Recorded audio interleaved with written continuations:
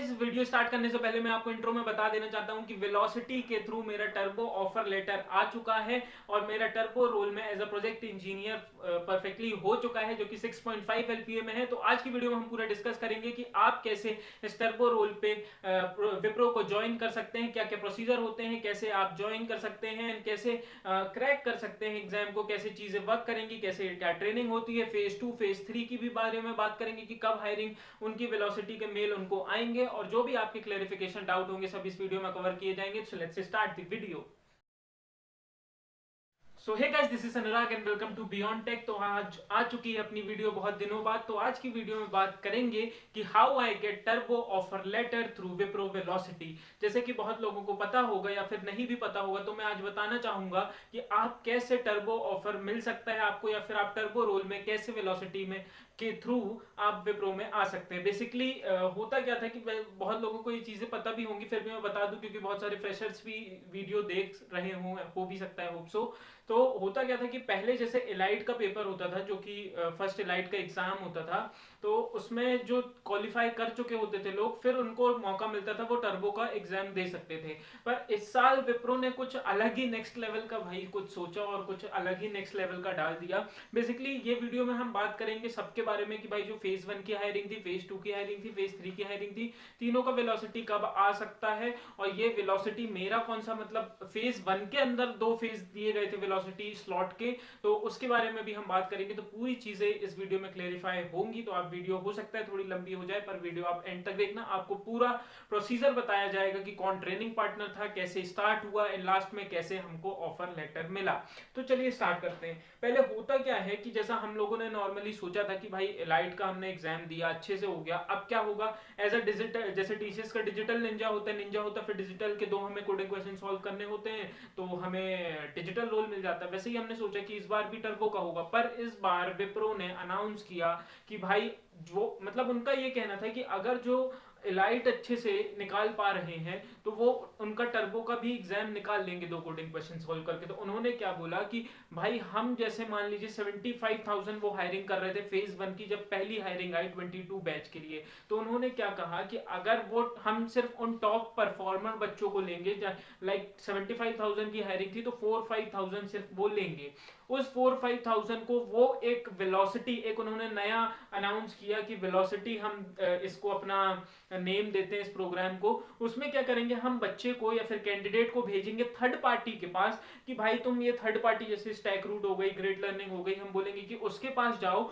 And उसके पास एक course completion करके आओ। उसमें कोर्स कंप्लीशन में आपको वो सर्टिफिकेट लेना होगा, उसमें ओवरऑल मार्क्स, मतलब कंप्लीशन उन्होंने बोला कि 60% से आप करते हो तो आपका अगर सक्सेसफुली कंप्लीशन हो जाता है विद सर्टिफिकेट, तो हम आपको टर्बो रोल ऑफर करेंगे। बेसिकली उनका कहना यह था कि अगर भाई जो टॉप परफॉर्मर हैं, जो मतलब हमारे इलाइट में टॉप परफॉर्म कर चुके हैं, वो नॉर्मली भी टर्बो का भी निकाल ही लेंगे, तो उन्होंने बोला कि क्यों ना हम इनको एक अलग सी ट्रेनिंग दी जाए। अब हुआ क्या कि जब पहला वेलोसिटी का फेज 1 भेजा गया तो वो सिर्फ उन्होंने बोला था कि हम 4-5,000 टॉप परफॉर्मर को देंगे 75,000 में, पर क्या हुआ कि उन्होंने सिर्फ पहले 2,000 या 3,000 लोगों को ही सिर्फ भेजा। वो क्या था, फेज 1 की हायरिंग के अंदर फेज 1 वालों को वेलोसिटी का मेल भेजा गया।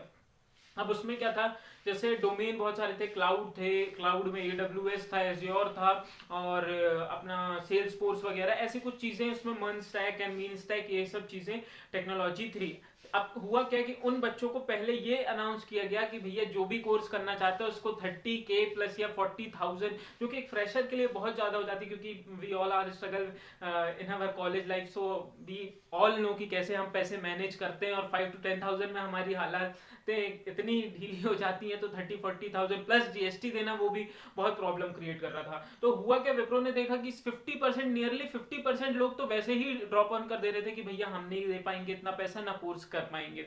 तो हुआ कि विप्रो ने फिर कुछ समय बाद एक गुड न्यूज अनाउंस करी और दिल जीत लिया लोगों का कि भैया हम आपके पैसे रिफंड करेंगे, और वेलोसिटी का चार्ज जो है अब वो स्पॉन्सर्ड किया जाएगा विप्रो की तरफ से। तो ये बहुत खुशी की बात थी, तब लोगों ने वापस एनरोल किया एंड वापस ऑल ऑफ दैट, मतलब उसने लर्निंग स्टार्ट करी। अब बात ये आती है कि फेज 3,000 लोगों को तो उसने भेजा ये विप्रो, फेज 1 की हायरिंग के अंदर वेलोसिटी फेज 1 वालों की बात कर रहा हूँ। फिर उसमें मेरा नहीं हुआ था, मुझे कोई मेल वेल नहीं आया, मैं तो सिर्फ ये सोचा था कि भैया LIT है जो है, और दूसरी कंपनी में अपन स्ट्रगल कर रहे थे।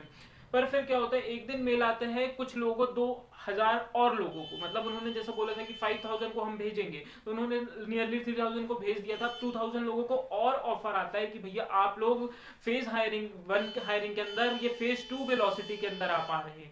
तो अब फेज 2 के अंदर हमको भेजा गया, लेकिन उसमें क्या हुआ कि हमारा सिर्फ स्पेशल केस हमारा ही था कि उन्होंने हमको मैसेज किया कि आपको कॉग्निटिव डेटा साइंस फील्ड दी जाती है, क्योंकि उनका कुछ बिजनेस रिक्वायरमेंट था, मतलब अर्जेंट नीड रही होगी, तो उन्होंने एक लॉन्च करी data science field, cognitive data science, तो वो फील्ड मुझे मिली। तो अब ये क्या हुआ कि ये वेलोसिटी उनकी, तो वो जो फेज 1 वालों की वेलोसिटी चल ही रही थी, फेज 2 वालों की हम लोगों में आ गई। अब हम लोगों को कुछ दिन बाद असाइन हुआ कि भैया आपका ट्रेनिंग पार्टनर स्टैक रूट है और आपको डेटा साइंस प्रोग्राम करना है। फिर स्टैक रूट से हम लोगों को कांटेक्ट आया कि भैया हम आपका इतने तारीख से इतने तारीख तक मतलब शेड्यूल करते हैं, आपका ये होगा वो होगा, कितने दिन का सेशन होगा, कब कब क्या होगा, वो सब चीजें मैंने बात करी। अब देखिए वीडियो मैं ही नहीं चाहता कि मैं 2 वीडियो बनाऊं, आप लोग इधर से उधर परेशान हो, इसलिए एक ही वीडियो में कवर करते हैं जल्दी से कि आफ्टर गेटिंग अवर फील्ड हमने क्या चीजें करी। तो फिर हमें फील्ड में बताया गया कि भैया पहले एक इनॉग्रेशन प्रोग्राम हुआ, आपको ये करना पड़ेगा, 60% परसेंटेज क्राइटेरिया से आपको कोर्स कंप्लीशन करना होता है। फिर उसमें हमें बताया गया कि भैया आपके 3 एफएज होंगे, फॉर्मेटिव असेसमेंट होंगे, जिनमें आपको एमसीक्यू आते हैं, वो आपको सॉल्व करना रहता है, वो आपको जो पढ़ाते हैं वही उन लोगों का आंसर लेते हैं, इतना कोई मुश्किल नहीं होता, आप आराम से इजीली कर सकते हैं। बाकी इसके बाद में और एक वीडियो बनाऊंगा, अगर आप कमेंट करेंगे कि भैया कैसे ये पेपर को क्रैक, ये एग्जाम्स को एफएस को क्रैक करके किया जाता है। तो बेसिकली वहां 3 एफएस थे, छोटे मोटे असेसमेंट वगैरह थे, असाइनमेंट वो आप कर सकते हैं मिल बांट के आपस वाले बैच वालों के साथ। एंड लास्ट में हमें क्या देना था, पहले इन्होंने बोला कि भैया आपको सिर्फ कैपस्टोन प्रोजेक्ट देना है, जो आपने सिखाया कैपस्टोन मतलब जो आपने लर्निंग की पूरे जर्नी से, उसका आपको एक प्रोजेक्ट बना के देना है। पर हुआ क्या लास्ट में पता नहीं हमारे सीन के। बाकी हाँ, एक स्पेशल केस हमारे में ये भी था कि भैया जो जितनी और वेलोसिटी ट्रेनिंग चल रही थी ग्रेट लर्निंग से या फिर स्टैक रूट की ही चल रही थी दूसरे फील्ड को रिलेटेड, जैसे मीन मन स्टैक को ले, तो इनका 3 महीने का 3 महीने का कोर्स, मतलब एक हैवीली सेशन या फिर लार्ज अमाउंट ऑफ सेशन इनके थे। पर हमारा बहुत ही जल्दी डेटा साइंस का 1.5 से 2 महीने, अराउंड 1.5 ही महीने में उन्होंने खत्म कर दिया। तो हमें बोला कि भैया आपको कोई कैप्स्टोन प्रोजेक्ट नहीं देना है, आपको एक कैप्स्टोन एग्जाम देना है। तो उस समय भी हम लोगों की भैया थोड़ी सी हटी कि ये क्या प्रोजेक्ट था, आप वे एकदम से एग्जाम मांग रहे हैं। तो चलिए ठीक है, फिर हम लोगों ने भी प्रिपेयर किया और फिर हमारा लास्ट में कैप्स्टोन एग्जाम हुआ। तो हुआ क्या, वो 3 एफएस के स्कोर मिला के, कैप्स्टोन एग्जाम का स्कोर मिला के, हमारे अटेंडेंस और एक असाइनमेंट का स्कोर मिला के, वो पूरे स्कोर मिला के हमें एक बताया गया कि भैया आपका 60% ऑल ओवर हो रहा है कि नहीं। मोस्टली आप बिलीव नहीं करेंगे या फिर आप मैं बोल रहा हूँ तो आप मान सकते हैं कि नियरली 99 to 100% लोग क्वालिफाई कर ही गए हैं, क्योंकि भाई चीज़ें मिल बांट के हो जाती हैं बैच में, कम्युनिकेशन और पेपर के टाइम, वो सब आप समझते हैं। अगर चाहेंगे तो मैं एक वीडियो खुल के भी बनाऊंगा, उसमें सब चीज़ें बता दूंगा how you clear that velocity. ठीक, तो ऐसी बात थी कि हम लोगों को मेल आई कि क्लियर्ड हो गया। अब यहाँ पे थोड़ा कंफ्यूजन था कि उसी समय हम लोग को एलाइट की भी ऑनबोर्डिंग एंड ज्वाइनिंग का आ गया, और उसी समय हमारे स्टैक रूट वाले बोले कि भैया अभी हम तो एग्जाम चेक कर रहे हैं, तो हम कैसे विप्रो को रिपोर्ट बना के देते। फिर हो गया, हम लोगों ने प्रेशर क्रिएट किया, बहुत सारे लोगों ने मेल किया, मैसेज किया कि भैया हमको एलाइट का ऑफर आ गया, अगर हम एग्रीमेंट साइन कर लेते हैं तो हमें एलाइट का मतलब पूरा प्रोसेस चालू हो जाएगा, और टर्बो की हमें उम्मीद है पूरी, क्योंकि हमारा एग्जाम अच्छा गया था और हमको एग्जाम के मार्क्स मिल गए थे। तो जनरली हम कैलकुलेट कर पा रहे थे कि भैया हमारे 80% तो आ ही रहा होगा, 85% तो आ ही रहा होगा।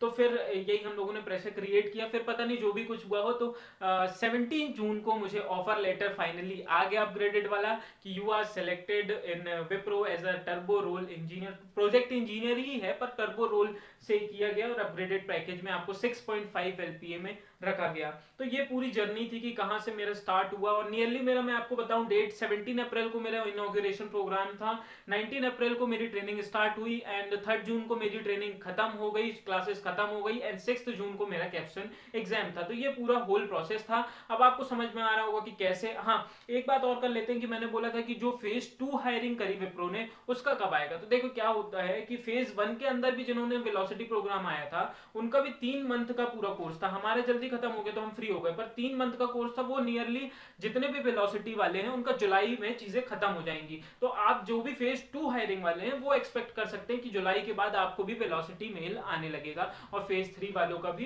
फेज 2 के बाद आने लगेगा। तो वो थोड़ा आपको वेट करना पड़ेगा। हम लोगों का क्या है, फेज 1 की हायरिंग में ही हो गया था, तो हम लोगों का जल्दी नहीं हो रहा था। क्या उनके पास भी लिमिटेड पार्टनर है, लिमिटेड लोग हैं, तो उनको भी टाइम चीजें लगती हैं। तो होपफुली मैं पूरे डाउट क्लियर कर पाऊंगा। आपको कोई भी डाउट है तो आप कमेंट कर सकते हैं। और अगर आप कॉन्ग्रेचुलेशन कर रहे हैं तो मैं वैसे ही एज्यूम कर लेता हूँ, थैंक यू बोलना चाहूंगा कि turbo role finally data science field मिलना वो मेरे लिए मेन मोटिव था, तो वो मुझे मिल गई है। और बस आज की वीडियो बस यहीं खत्म करते हैं। और कोई भी डाउट हो तो कमेंट्स में पूछ लें।